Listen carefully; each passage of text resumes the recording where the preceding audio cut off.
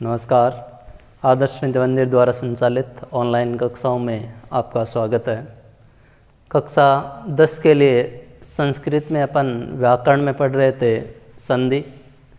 पीछे की कक्षाओं में अपने स्वर संधि और व्यंजन संधि कंप्लीट हो चुकी है। आज आगे अपन पढ़ रहे हैं विसर्ग संधि। विसर्ग संधि में सर्वप्रथम इसकी परिभाषा के रूप में अपन लिख सकते हैं परिभाषा। विसर्ग संधि की परिभाषा, जब किसी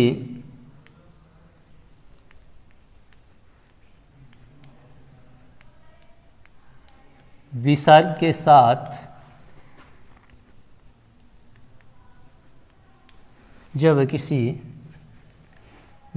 के साथ स्वर या व्यंजन वर्ण का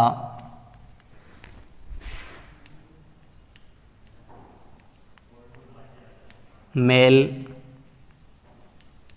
होता है तो वहाँ विसर्ग संधि होती है। विसर्ग के साथ, विसर्ग के बाद किसी स्वर वर्ण का या व्यंजन वर्ण का मेल होने से उनमें जो विकार होता है, परिवर्तन होता है, तो वहाँ पर विसर्ग संधि मानी जाती है। फिर है विसर्ग संधि के प्रकार।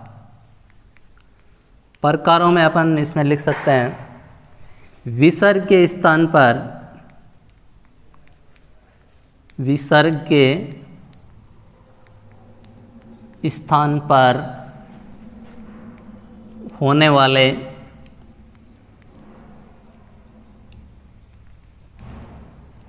परिवर्तन के आधार पर विसर्ग संधि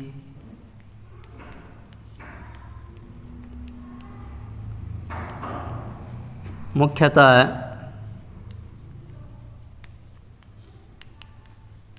3 प्रकार की होती है। 3 प्रकार की होती है, जिनमें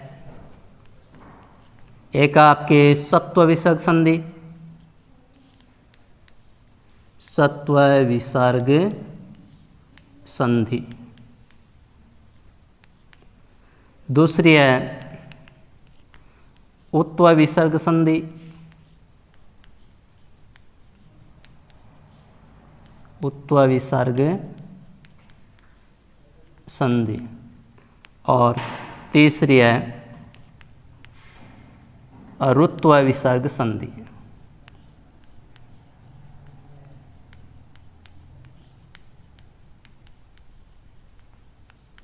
तो मुख्यतः विसर्ग के स्थान पर होने वाले परिवर्तन के आधार पर विसर्ग संधि मुख्यतः 3 प्रकार की होती है। सत्व विसर्ग संधि, उत्व विसर्ग संधि और ऋत्व विसर्ग संधि। इनके अलावा 2 प्रकार और भी माने जाते हैं इनमें। इसमें एक तो लोप विसर्ग संधि होती है और दूसरी लोप विसर्ग दीर्घ संधि भी होती है। अपने मुख्यतः सिलेबस के अनुसार इन 3 का ध्यान रखना है। इन 3 को ही आगे अपन विस्तार से पढ़ेंगे। तो इन तीनों प्रकारों में से अभी अपन ले रहे हैं सत्व विसर्ग संधि। तो अभी इनको मैं आगे विस्तार से अपन पढ़ेंगे सत्व विसर्ग संधि। इनको मिटा देता हूँ। अब ध्यान रखना, परीक्षा की दृष्टि से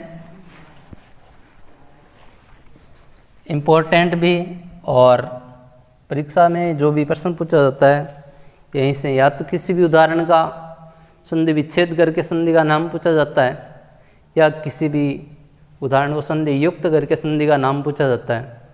तो कैसे उनकी पहचान होती है, कैसे अपन संधि युक्त करते हैं, कैसे विग्रह करते हैं, तो इनका अच्छे से ध्यान रखिएगा। अब अपन पढ़ रहे हैं इसमें सर्वप्रथम सत्व विसर्ग संधि।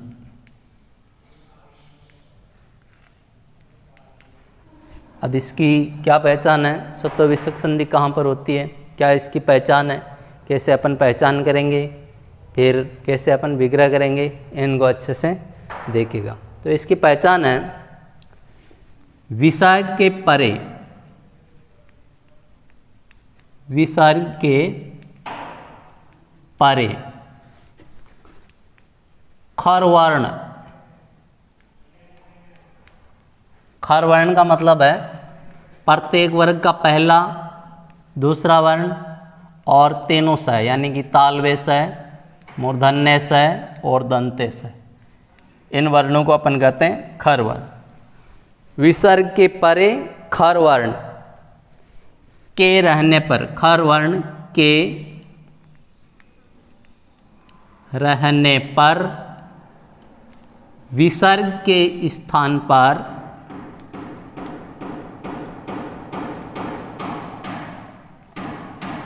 दंत्य श होता है। विसर्ग के स्थान पर दंत्य स होता है।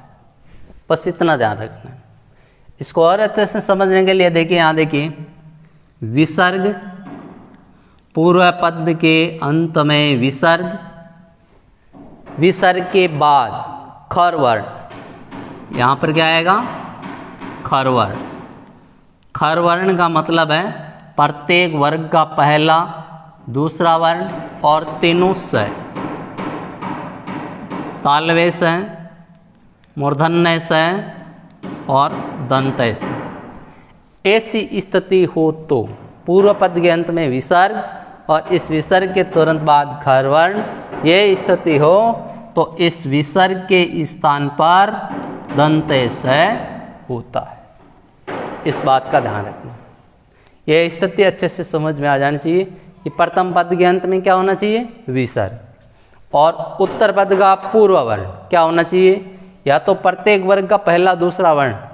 प्रत्येक वर्ग का पहला दूसरा वर्ण का मतलब क्या हुआ, जैसे क वर्ग है तो क वर्ग से क और ख, च वर्ग है तो च वर्ग से च और छ, ट वर्ग से ट और ठ, त वर्ग से त और थ, प वर्ग से प और थ। तो इन सभी को अपन कहेंगे, ये सभी प्रत्येक वर्ग के पहले दूसरे वर्ण खर वर्णों के अंतर्गत आते हैं और आगे अलग से तीनों स दिए। ऐसी स्थिति होती है तो विसर्ग के स्थान पर दंत्य स होता है। इसका ध्यान रखेंगे। कोई भी उदाहरण देखिए, जैसे उदाहरण मैंने लिखा, नामा है प्लस ते। अब इसको ध्यान से देखिएगा, यह पूर्व पद है, यह उत्तर पद है। इस पूर्व पद के अंत में विसर्ग, विसर्ग होना चाहिए। देखो विसर्ग आ रहा है। उत्तर पद का पूर्व वर्ण, यह उत्तर पद का पूर्व वर्ण, इनमें या तो प्रत्येक वर्ग का पहला दूसरा वर्ण हो या इन तीनों स में से कोई स हो।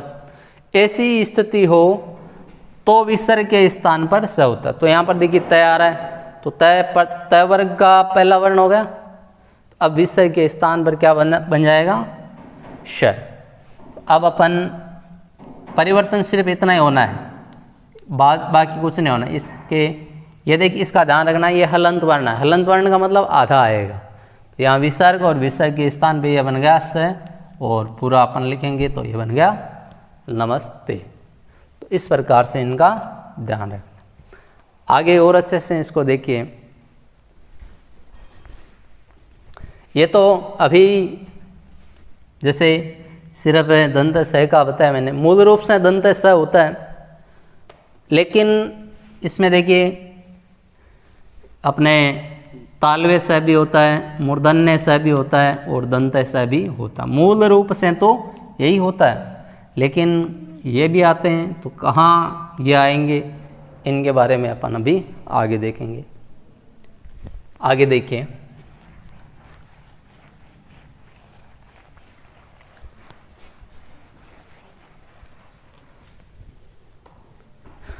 तो देखिए इनका ध्यान, मूल रूप से इसमें 3 स्थितियाँ बनेगी। एक तो देखिए ध्यान रखना आपको, विसर्ग और विसर्ग के तुरंत बाद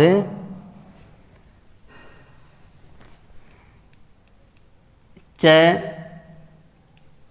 या छ वर्ण हो तो सीधा सीधा विसर्ग के स्थान पे बना देना है तालव्य स। वैसे मूल रूप से दंत स ही बनता है, लेकिन आगे इस्तो ना इस्तो सचुत्वा होकर के इसका ये स हो जाता है। अपन को सीधा ध्यान में रखना है कि विसर्ग और विसर्ग के बाद में च या छ आ जाए तो विसर्ग के स्थान पे स कौन सा बनेगा? तालव्य। इसका ध्यान रखना सीधा सा। दूसरी स्थिति इसमें ये भी है कि विसर्ग और विसर्ग के बाद ट या ठ इनमें से कोई वर्ण आता है तो इसके स्थान पे बनेगा मूर्धन्य से। इन दो का ध्यान रखना, बाकी जो कोई भी स्थिति हो उनमें अपने दंत से बन ही रहा है, तो इनका ध्यान रखना। इनके अलावा मैंने बताया था वर्गों में आए तो इस प्रकार से तीनों सह भी आते हैं, तो सह का ध्यान रखना है। तालव्य से आता तो तालव्य से, मूर्धन्य से आता तो मूर्धन्य से, तो इस प्रकार से ध्यान रखना। ये तीनों स्थितियाँ आपके अच्छे से समझ में आ गई होगी। उदाहरण देखिए इनका अच्छे से बिल्कुल समझ में आ जाएगा। देखिए जैसे मैंने अभी आपको उदाहरण बताया था नमस्ते वाला, इनके अलावा जैसे उदाहरण है विष्णु प्लस त्राता, विष्णु प्लस त्राता। अब इसको ध्यान से देखिए, पूर्व पद गान्ते वर्ण क्या है? विसर्ग।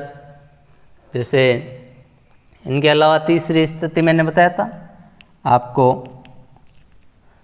विसर्ग और विसर्ग के बाद में खर वर्ण, तो विसर्ग के स्थान पे मूल रूप से ये दंत स बन ही रहा है। तो अब इसके अंदर देखें विष्णु हूँ, विसर्ग आ रहा है, विसर्ग के तुरंत बाद त्रय आ रहा है। अब देखिए यहाँ पर त्रय आ रहा है। त्रय इन पांचों वर्गों का न तो कोई पहला वर्ण है न कोई दूसरा वर्ण है और न ही तीनों सह के अंतर्गत है। त्रय को देखते हुए विचलित नहीं होना है। त्रय दो तय प्लस रय इनके योग से बनता है, तो ये तय आ गया ना, और तय खर वर्णों के अंदर आता है। तो ऐसी स्थिति के अंदर अभी इसका नियम लागू हो रहा है। विसर्ग भी है, विसर्ग के बाद में तय भी है, तो अब इस विसर्ग के स्थान पे स बनना है। तीनों स में से स बनाए कौन सा? देखिए विसर्ग के बाद में च या छ हो तो हमें तालव्य स बनाना है।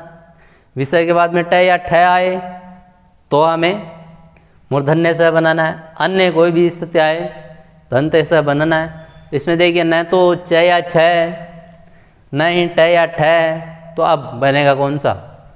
तो दंत स, इसके स्थान पे आ जाएगा दंत स और ये नाम बन जाएगा आपके विष्णु त्राता। यह हो गया इसका इस स्थिति का उदाहरण। इसका देख लीजिए कोई भी उदाहरण, जैसे मैंने लिखा राम है प्लस च, राम है प्लस च। पूर्व पद गान्ते वर्ण विसर्ग, विसर्ग है, बाद में च या छ के लिए तो ये स्थिति है। तो विसर्ग और विसर्ग के बाद में च या छ आए तो तालव्य स होता है, तो च आ रहा है, तो अब विसर्ग के स्थान पर सीधा सा है, ये तालव्य स बन जाएगा और ये आपके नाम बन गया रामश्च। इस प्रकार से इस स्थिति का चाहे कोई भी उदाहरण आए उसको आसानी से किया जा सकता है। तीसरी स्थिति का उदाहरण देख लीजिए, जैसे उदाहरण है धनु प्लस टंकार है, धनु प्लस टंकार है। पूर्व पद के अंत में विसर्ग, पूर्व पद के अंत में विसर्ग, बाद में ट, यानी कि ये स्थिति लागू हो रही है, ट आ रहा है, तो अब सीधी सी बात बाद में ट आ रहा है, तो विसर्ग के स्थान पे स कौन सा बनना है? मूर्धन्य स। अब इसके स्थान पे मूर्धन्य स बन जाएगा और ये नाम बन जाएगा आपके धनुष टंकार।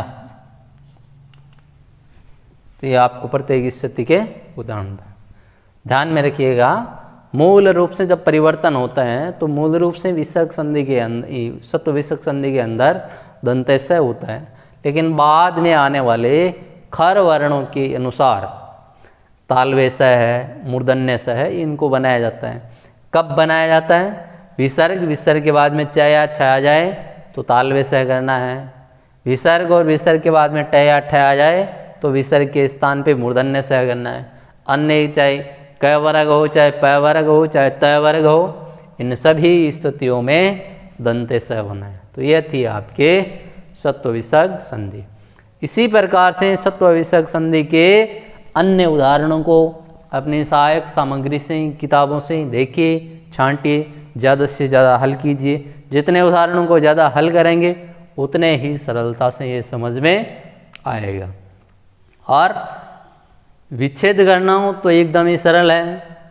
पूरे पद को ध्यान से देखिए, अपन टुकड़े कहाँ से कर सकते हैं। बीच में जो सकार आ रहा है उसके स्थान पर विसर्ग कर दीजिए, काम खत्म। पहले विसर्ग से विसर्ग तक का पहले पूरा पद हो जाएगा, विसर्ग के बाद में जो है वो उत्तर पद हो जाएगा, काम खत्म। ठीक है, तो ये थी आपके सत्व विसर्ग संधि। तो अभी विसर्ग संधि में मैंने आपको बताया थे तीन प्रकारों में सत्व विसर्ग संधि, उत्व विसर्ग संधि और ऋत्व विसर्ग संधि। इनमें से अपन अभी पढ़ चुके हैं सत्व विसर्ग संधि। आगे अपन पढ़ रहे हैं उत्व विसर्ग संधि। उत्व विसर्ग संधि ये कहाँ पर होती है, इसकी क्या स्थितियाँ होती है, इसके उदाहरण कैसे बनते हैं, कैसे हल करते हैं, इनको ध्यान से देखिए। इनमें देखिए सीधा सा अपन इसको अच्छे से समझ सकते हैं। विसर्ग के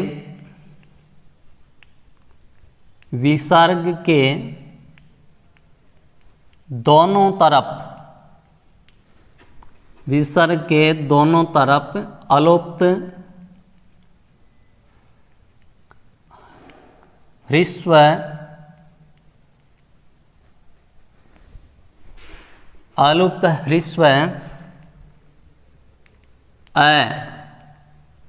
स्वर के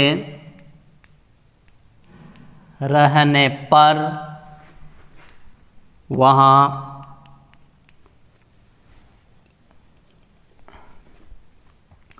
उत्व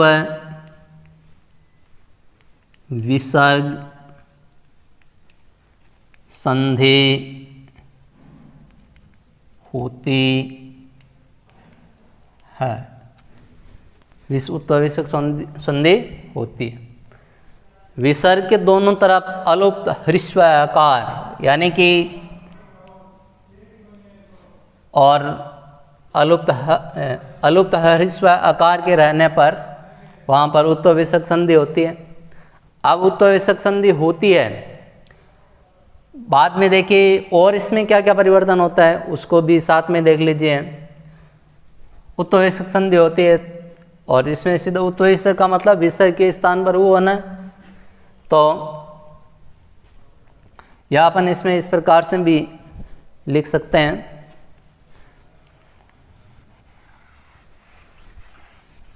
वहाँ पर विसर्ग के स्थान पर वो होता है, सीधा लिख सकते हैं, रहने पर वहाँ विसर्ग के स्थान पर उ होता है। एक बात तो यह विसर्ग के दोनों तरफ अलुप्त ह्रस्व ए स्वर के रहने पर वहाँ विसर्ग के स्थान पर उ होता है। और क्या क्या परिवर्तन होता है उनको भी साथ में देख लीजिए।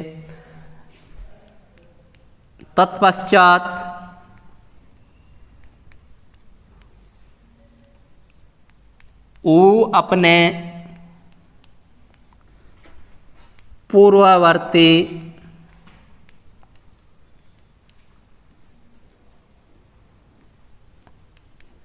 ए के साथ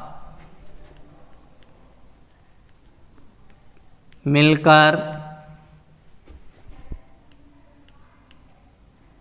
गुण आदेश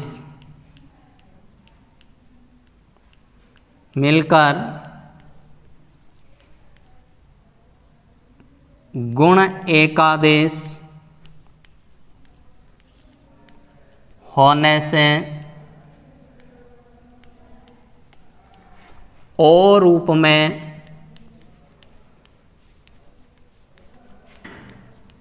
प्रयुक्त होता है तथा साथ ही बाद वाले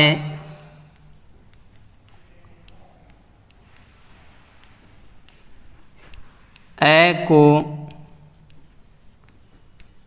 पूर्व रूप होकर अवग्रह चिन्ह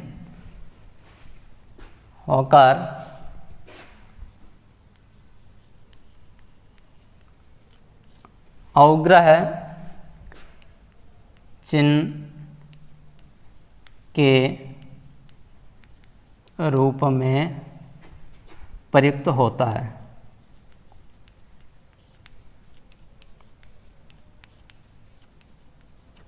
इस प्रकार से इसका ध्यान रखेंगे। इसको और अच्छे से समझने के लिए यहाँ पर देखिए एक अलग से स्थिति बना करके देख लीजिएगा। देखिए विसर्ग के दोनों तरफ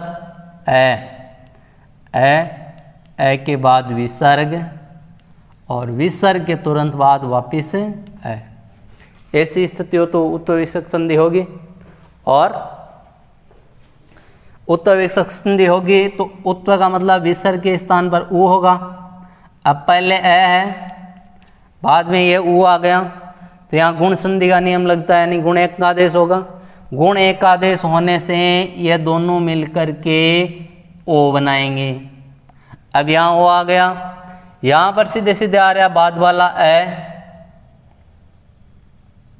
तो ये स्थिति बन गई पूर्व पद का, ये ओ बन गया और बाद में ए आ रहा है। यहाँ पर वापस पूर्व रूप संधि का नियम लागू हो रहा है। पूर्व संधि का नियम लागू हो रहा है, पूर्व रूप संधि का नियम यह होता है कि पूर्व पद के अंदर ए या ओ हो और बाद में यदि ए आए तो इस ए के स्थान पर अवग्रह चिन्ह बना दिया जाता है। वही नियम यहाँ लागू होगा। अब यहाँ पर ए के स्थान पर यह अवग्रह चिन्ह बन जाएगा। बस इतना ही परिवर्तन होना है। तो इस स्थिति का अच्छे से ध्यान, बस यहाँ पर ये जितना भी लिखा है इस स्थिति के अंदर आ गया ये पूरा, बस ये ध्यान में रहना चाहिए। ए के बाद विसर्ग, विसर्ग के तुरंत बाद ए, ऐसी स्थिति हो तो विसर्ग के स्थान पे ओ बनेगा। ओ अपने पूर्ववर्ती ए के साथ मिलकर के ओ का निर्माण करेगा। यहाँ ओ आते ही बाद वाला जो ए पूर्व रूप संधि का नियम लगने के कारण इसके स्थान पर अवग्रह चिन्ह बना दिया जाएगा। अब इसका एक उदाहरण देखिए आगे।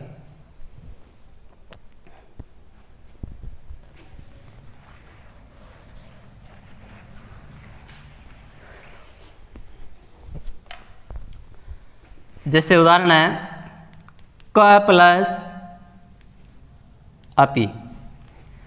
अब देखिए क के अंदर है तो यह आ गया क के अंदर, इसके बाद विसर्ग, विसर्ग भी आ गया, इसके तुरंत बाद ए भी होना चाहिए, इसके बाद में ए भी है, अर्थात उत्तर विसर्ग संधि का नियम लागू हो रहा है। तो अब ये जो विसर्ग है इस विसर्ग के स्थान पर होगा ऊ और आगे वाली स्थिति ये आई है।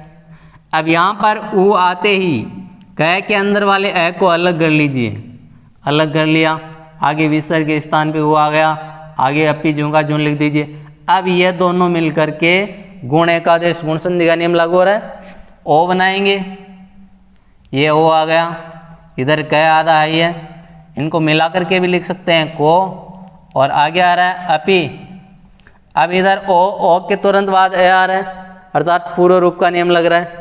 तो यहाँ पर अब इस ए के स्थान पर अवग्रह चिन्ह बनाना है, तो ये नाम बन जाएगा आपका कोअपि। इस प्रकार से यह उत्तविसर्ग संधि। इसका यह एक नियम आपको अभी मैंने एक स्थिति बताई है, इसके अंदर एक स्थिति और लागू हो रही है, उसके अंदर अपन उसमें आगे बात करेंगे। आज की कक्षा में अभी इतना ही।